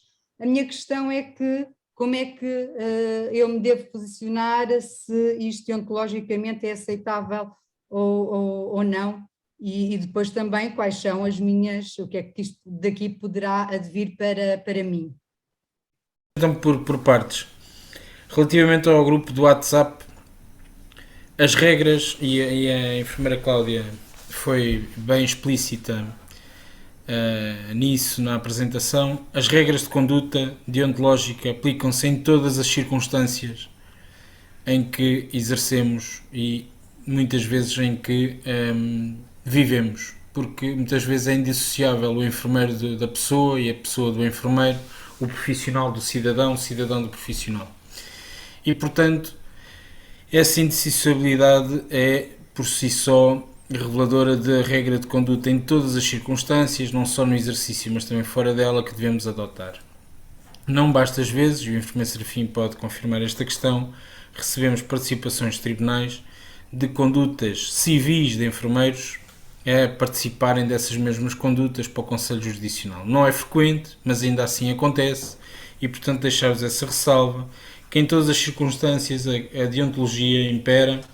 Naturalmente, os direitos fundamentais da pessoa são fundamentais e portanto são inalienáveis, mas não se esqueçam também que além dos direitos fundamentais também temos deveres enquanto cidadãos e deveres muitas vezes e deveres enquanto profissão. Relativamente ao WhatsApp, as regras são as mesmas. Fotografias, partilha de fotografias de informação clínica em grupos que nós pensamos que são fechados, muitas vezes não são acessíveis ou tornam-se acessíveis por partilhas de conteúdo e, portanto, estamos a expor num canal não previsto, não regulamentado e num canal ou num meio tecnológico informações clínicas de utentes que não as consentiram e que não ficam dessa forma salvaguardados os seus direitos enquanto pessoa. E, portanto, cautela nessa partilha, nessas redes sociais, nessas ditas salas de chat, não só em relação a questões relativas aos utentes, às pessoas que cuidamos, às famílias, às comunidades, mas também relativamente às questões das entidades patronais ou das relações de trabalho que possuímos. Portanto, cautela com essas questões. E agora, pegando aqui no que o enfermeiro José Manuel da Silva Faria também publica, a dizer assim: bom dia, a partilha de fotografias e vídeos do caos dos serviços de urgência e vivência dos últimos anos tem exposto os doentes nas redes sociais e na comunicação social. Se por um lado existe a luta pelos direitos dos doentes a melhores condições no exercício do lobby social, por outro não protege a sua privacidade. Qual o comentário merece da vossa parte quanto a medidas de luta que tentem beneficiar os utentes, neste caso os doentes, mas que por outro não respeitam os direitos dos doentes? Pronto, a pergunta diz isso mesmo. Se não respeitam os direitos dos doentes, não respeitam aquilo que é o fundamento da ação da profissão. E da nossa parte, essas partilhas de vídeos em que se identificam pessoas e identidades estão na nossa forma de estar e de ver, relativamente, são violadoras de alguns, alegadamente violadoras de alguns preceitos legais a que estamos obrigados. Não só do ponto de vista profissional, mas também do ponto de vista laboral. Há a partilha de fotografias e vídeos dos casos de serviço de urgência, se forem feitas indiciariamente por enfermeiros, poderão ter aqui responsabilidade profissional e legal, e penal neste caso, e também disciplinar no local de trabalho.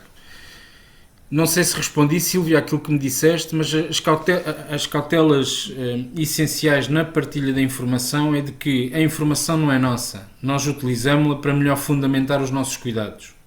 Mesmo num grupo de enfermeiros restrito, que nós pensamos ser restrito, ela pode transbordar esses limites, essas balizas da rede social muito rapidamente, e exemplos disso há N exemplos disso. Portanto, cautela e prudência na utilização dessas redes para fins institucionais e para fins profissionais, sempre que envolver estas questões.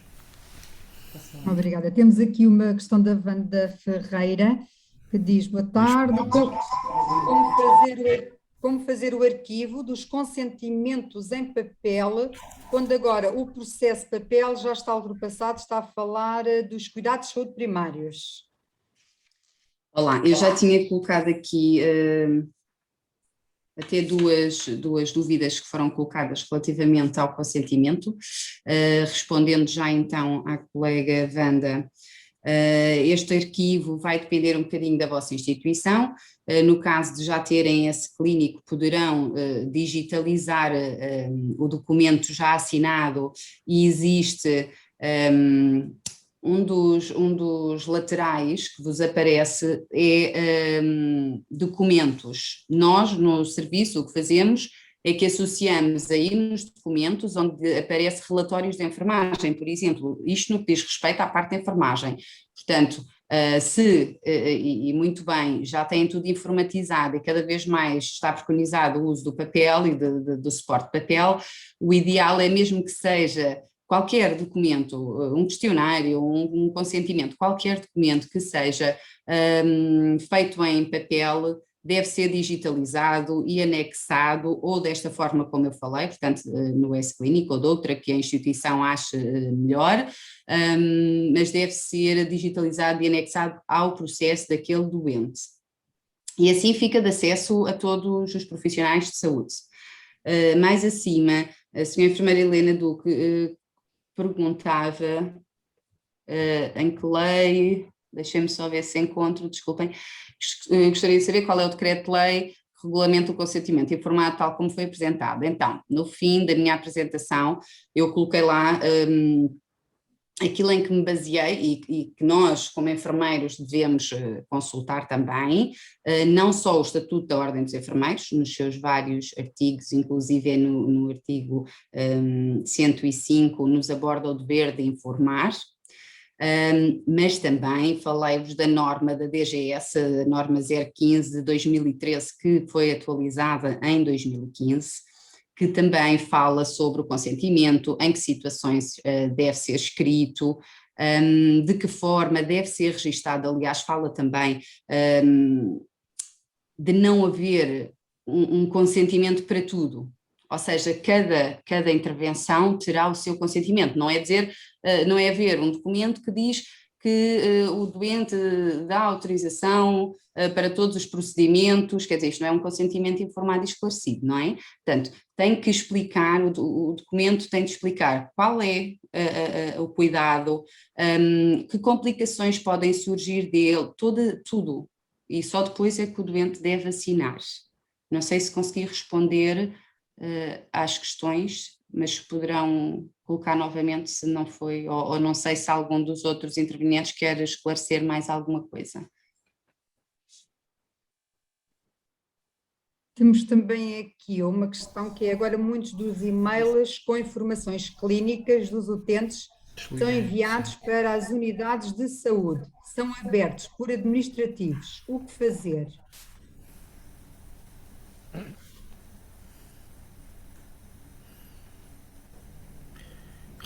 Enfermeira Serafim, quer responder a esta? Bem, eu vou. Deixa-me aqui.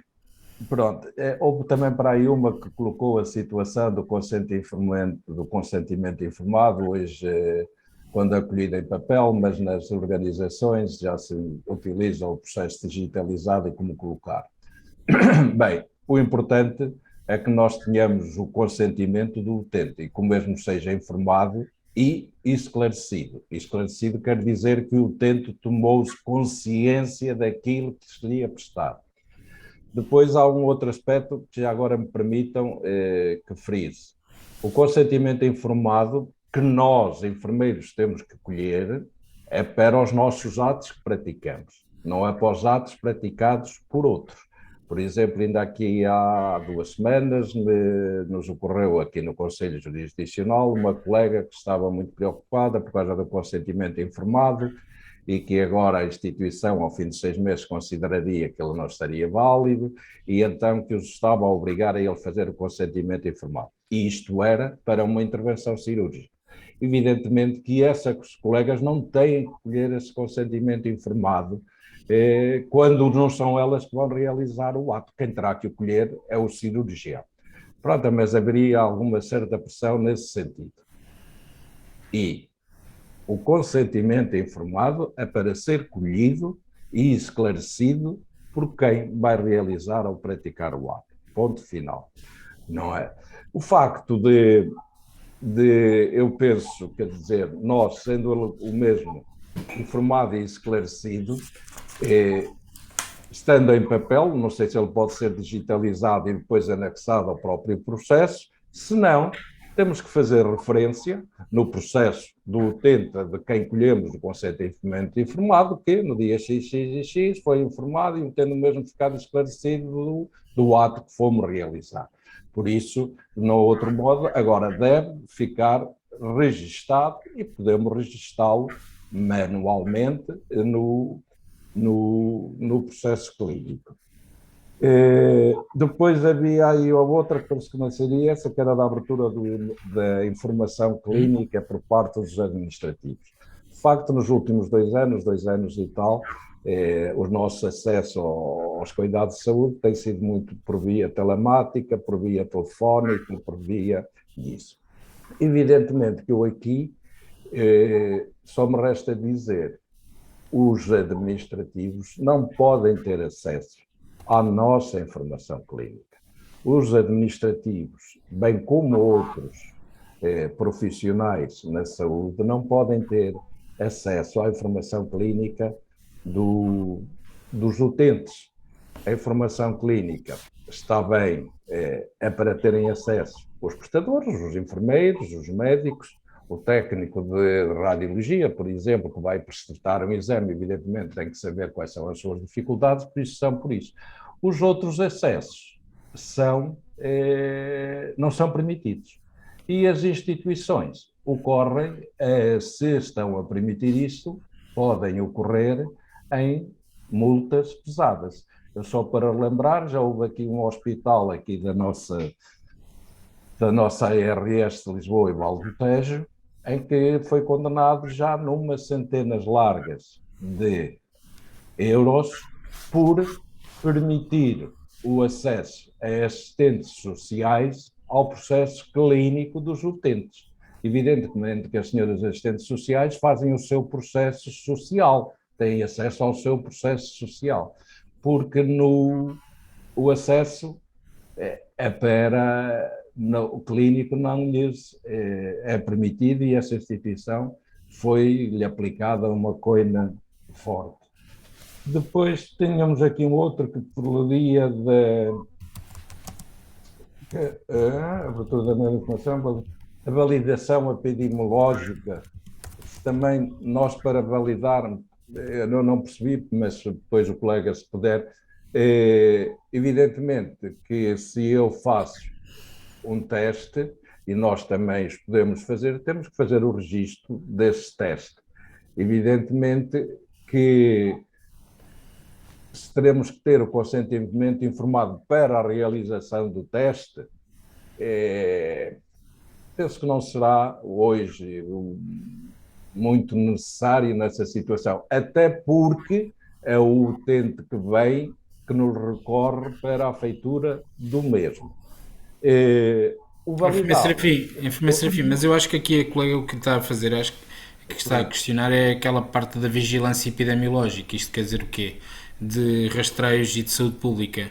Não é tanta questão da testagem, é mais aquela, imagino, avaliação da cobertura vacinal contra o sarampo. Ou o rastreio, por exemplo, da população que tem já as 2 doses de vacina, que um colega possa fazer, se isso está ao abrigo ou não do consentimento informado. E essa é, de facto, uma das exceções, se aquele colega tiver, de facto, essas funções atribuídas e estiver, de facto, a fazer naquele centro de saúde ou agrupamento de centro de saúde a vigilância epidemiológica daquela população naquele espaço geodemográfico. Se for eu agora no Hospital de São José, onde trabalho, a ir ver se a minha vizinha do quarto andar tem as 2 vacinas Covid, não posso, estou impedido e incorro num crime. Eu penso que era esta a tónica, Serafim. Acredito, aí acho que sim, e obrigado pela chega. Depois tinha aqui, salvo erro, também um outro colega que tinha colocado uma situação que era o acesso indevido por falta de por uma colega que não era membro, por isso que não era sua cuidadora. E, evidentemente que isto é um acesso indevido. Caríssimos colegas, nenhum de nós tem que andar a vasculhar o processo do Serafim Rebelo, que neste caso sou eu, se não for o meu prestador de cuidados. Ninguém tem que andar lá, seja ele colega ou médico, a saber se eu tenho uma próstata com não sei quantos, como é que se diz, centímetros, ou se já fiz o que é que foi, ninguém tem que ver. E quero-vos alertar que muitas das queixas que nos chegaram aqui, numa fase muito inicial em que as pessoas foram alertadas, foi precisamente de queixas de colegas em relação a outros colegas. E ali era um desvassar, muitas das vezes, da vida social, era para saberem porque é que o colega estava de baixa, porque é que faltou, porque é que não faltou. Não podemos. Ponto final. Que só têm acesso ao processo clínico do doente os seus cuidadores.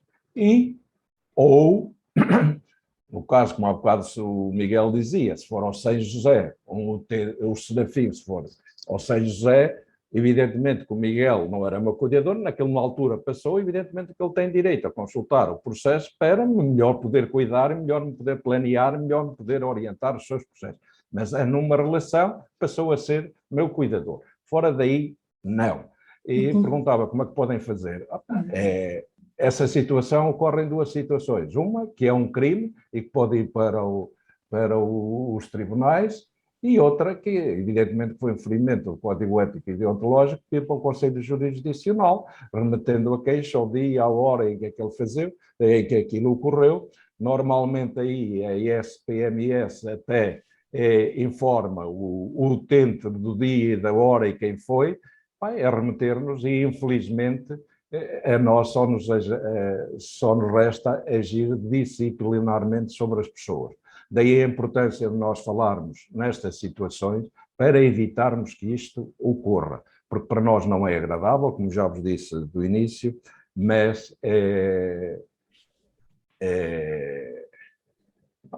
quando nos chega nós temos que atuar. Há bocado também perguntavam por termos de efeito de investigação, penso que até seria o mesmo de efeitos epidemiológicos. A investigação nós também temos que ter o consentimento dos utentes quando é para podermos investigar, não é para termos lá um utente no nosso serviço ou o que é que seja, que ele que está ali aberto ou o que é que seja. Para muitas das investigações têm que ter também ser aprovadas ou autorizadas, ou porque seja, às vezes, pelas próprias comissões de ética, e sempre que se faça o trabalho de investigação, até porque no trabalho de investigação implica que nós façamos referência a que os membros da investigação acederam ao consentimento informado, é um dos requisitos, ao consentimento por isso, às vezes também é preciso ter cautela, porque não é o facto de termos ali que podemos investigar, fazer, publicar, sem o consentimento dos utentes. Entretanto, queiram para aqui mais umas coisas, mas... havia aqui o enfermeiro Aramide, não sei se ele consegue falar, tenho dúvidas. Ele está ali com a mãozinha no ar. Eu já Aramide, tente ativar o seu som, consegue? Já não dá. Em todo o caso, Aramide, essa é uma excelente ideia, não só da organização dos próprios serviços de enfermagem. Quando eu refiro a serviços de enfermagem, refiro-me ao serviço de enfermagem, isto quer dizer o quê? O conjunto de enfermarias e de locais onde os enfermeiros nas instituições prestam cuidados. E, portanto, o serviço de enfermagem há só um.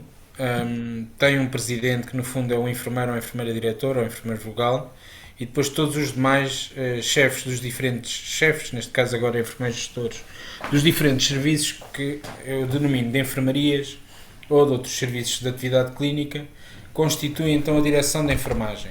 Mas o serviço de enfermagem, por exemplo, de um hospital como o meu, onde eu trabalho, uno, isto quer dizer, eu pertenço ao serviço de enfermagem. Isto para lhe dizer que aquilo que o Aramide nos diz tem dois prismas. O serviço de enfermagem colocar à disposição dos enfermeiros, sem prejuízo da existência de comissões de ética em algumas instituições de saúde, nomeadamente no Serviço Nacional de Saúde, quer nas administrações regionais de saúde, quer nos hospitais, sem prejuízo disso haver, de facto, um espaço dedicado para colegas, ou no serviço de enfermagem, ou nos diferentes valências do serviço de enfermagem, em que possa colocar e refletir em conjunto sobre as situações do dia-a-dia, para melhor identificarem situações limite ou de risco que colocam, de facto, os direitos e interesses das pessoas ou dos enfermeiros em risco. Isso parece-me essencial, no fundo é o que o colega aqui sugere como líder ético de enfermagem nas equipas. Outra sugestão que nós damos são as próprias equipas organizarem-se e não discutirem só as questões técnicas ou científicas, mas também terem espaço para discutir questões que no fundo lhes são deontologicamente importantes. Outra questão que nos coloca também aqui e que impulsiona também o Conselho Jurisdicional da Ordem são momentos em que temos vindo junto das equipas, por enquanto ainda só em âmbito de cuidados de saúde primários, e há em alguns hospitais da rede do SNS e também fora da rede pública, também na privada, mas dizer-vos que é um dos projetos que se espera conseguir, assim que a pandemia e a expansão epidemiológica da doença o permitir, conseguirmos ancorar também nos hospitais e na rede prestadora de cuidados e na rede de ensino um projeto muito com um padrão e com uma execução muito próxima daquilo que nos está a dizer. Portanto, espero pelas novidades. Relativamente à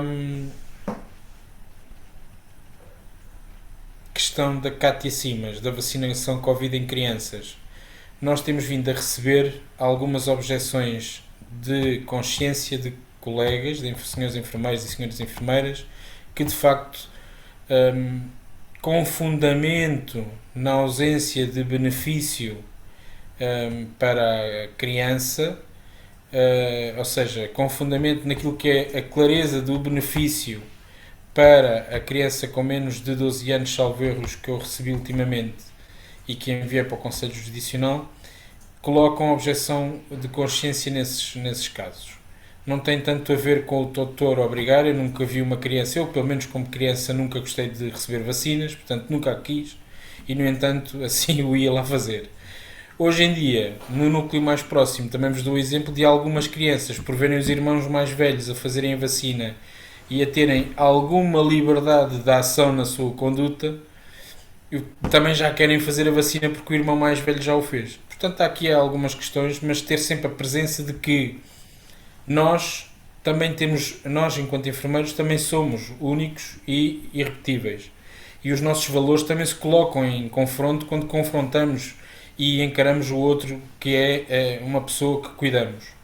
E nesses casos em que os nossos valores estão a ser prejudicados, comprimidos ou de alguma forma lesados, principalmente estes valores de natureza filosófica ou crenças religiosas ou até mesmo de natureza técnica ou científica, podemos então de facto utilizar a objeção de consciência sem prejuízo de a continuidade desse cuidado ser prestado por outra pessoa, por outro profissional, neste caso por outro enfermeiro, a essa pessoa que dele precisa.